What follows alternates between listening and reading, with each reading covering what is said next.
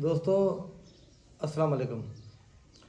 दोस्तों जी तक खबर है तो वोण की पोखाई फाइनल थी चुकी है। तकरीबन कुछ एरियाज जो बचा काटन जा मथा जो पोजिशन है तो महकमे मौसमियात वारा वार्निंग ॾींदा रहनि पिया। ही 3-4 ॾींहं 5 थिया आहिनि यको जुड़ जड़माल हले पियो।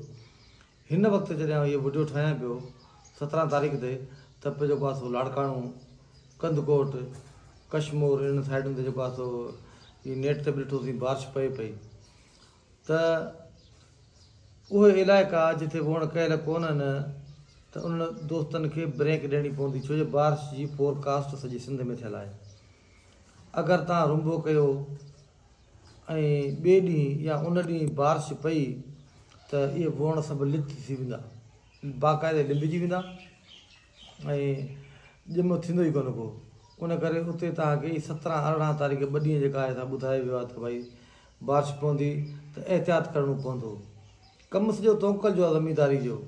ऐं कुझु दोस्त त करे बि छॾींदा आहिनि। बहरहाल जे करे अहिड़ी पोज़ीशन थी वञे तव्हां रुंबो कयो मथां मींहुं पइजी वियो त पोइ तव्हांखे वरी नई सही जेको आहे सो उन में रुंबो उते ई डायरेक्ट करिणो पवंदो। पोइ इंतज़ारु न कजो त हाणे वरी खीरा सुकनि पोइ गोबो हलणो पोइ जेको आहे सो कयूं वेर नई सही। सो उन करे इहो एहतियात करिणो आहे। पहिरीं ॻाल्हि त इहे 2 ॾींहं अवॉइड कजे रुंबे करण खां। ऐं जेकॾहिं रुंबो थी चुको आहे मथां मींहुं पियो आहे त पोइ तव्हांखे जेको आहे सो उनखे नई से रुंबो करिणो पवंदो। नंबर ॿी ॻाल्हि, जेके वण माण्हुनि काहे छॾिया आहिनि, असांजे दोस्तनि आबादगारनि असां बि काहे छॾिया आहिनि। ऐं त उते जेको आहे सो जेकॾहिं बारिश पए पाणी बीह वञे खिरनि में त महिरबानी करे उहो फौरी तौर ते तव्हांखे निकाल करिणो पवंदो। ऐं उन खां अलावा ॿी ही ॻाल्हि आहे त बारिश पवण खां पोइ छा थींदो त तव्हांजे ॿिन्हिनि में गाह जाम फुटी वेंदो, ख़ासि तौर ते सावड़ी गाह फुटी वेंदो। उन करे अहिड़ी पोज़ीशन थी पवे, अगरि ख़ुदा न ख़ास्ता न थिए बारिश जी एॾी ज़रूरत कोन्हे सिंध में हींअर, पर जे थी वञे त पोइ तव्हांखे इन जो हल इहो आहे त जीअं गाह तमामु घणो थींदो गुॾ खां कमु चढ़ी वेंदव उन जे लाइ गिलाइसोपेट जो इस्तेमालु जेके ट्रिपल जीन दोस्त काए वेठा आहिनि उते उनखे करिणो पवंदो। ऐं गाह ख़तमु करण जो तरीक़ेकार बि इहो ई आहे त तव्हांखे गिलाइसोपेट हिन पोज़ीशन में 200 cc ऐं 50 cc काम दवा ॿई मिक्स करे स्प्रे करिणो पवंदो। ऐं नोज़ल तव्हांखे जेका आहे सा जीतमार नोज़ल इस्तेमालु करणी पवंदी, जंहिंखे होलो कोन चऊं था। जेटफेन नोज़ल या गाह वारी नोज़ल इस्तेमालु कोन कबी आहे गिलाइसोपेट में। ऐं अहिड़े तरीक़े सां माना तव्हां गाह मां छुटकारो वठी सघो था।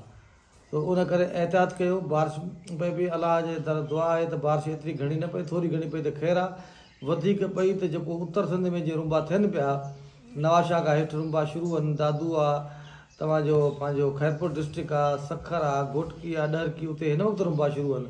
जॾहिं त ॾखण सिंध जेका आहे सा तक़रीबन जेको आहे सो 90% जेको आहे सो पोखी थी चुकी आहे। बाक़ी 10% किथे रहियल आहे जिते पाणी वग़ैरह जो प्रॉब्लम आहे। त उन जे लाइ बारिश खां एहतियात रखिणो आहे। ऐं जेकॾहिं वणनि में पाणी बीहे थो त निकाल करिणो आहे। जेकॾहिं बारिश पइजी वञे थी, गंद गाह फुटे थो त फौरी तौर ते गिलाइसोपेट ऐं पंहिंजो काम जो गॾु स्प्रे करिणो पवंदो। ऐं जेके सिंगल जीन वैराइटियूं दोस्त काए वेठा आहिनि जंहिंमें किर्स कयल आहे, एसिस 32 कयल आहे, सदाबार कयल आहे, 1050 या काफ़ी अहिड़ियूं जिन्सूं आहिनि जेके पाण पहिरीं वण खाईंदा हुआसीं, उहे गिलाइसोपेट जो इस्तेमालु कोन कंदा। उन्हनि खे काम दवा लॻाइणी आहे 80 खां 100 cc फी ट्रैंक में विझी ऐं इस्तेमालु कंदो त इनशा ताला तव्हांजा जेके ब्रॉड लीफ वारा आहिनि, मिसाली ॻाल्हि जंहिंमें तव्हांजी सावड़ी आहे या तव्हांजी इहो छबर आहे, इहे गाह सड़ी सघंदा। बाक़ी ॿिया जेके आहिनि गाह उन ते कोन सड़ंदा आहिनि। जॾहिं त गिलाइसोपेट त हड़े ई गाह साड़ी छॾंदी जहिड़ा बि हूंदा। त तव्हां दोस्तनि जी महिरबानी या मालूमात सां शेयर करणी था कईसूं, वॾी महिरबानी।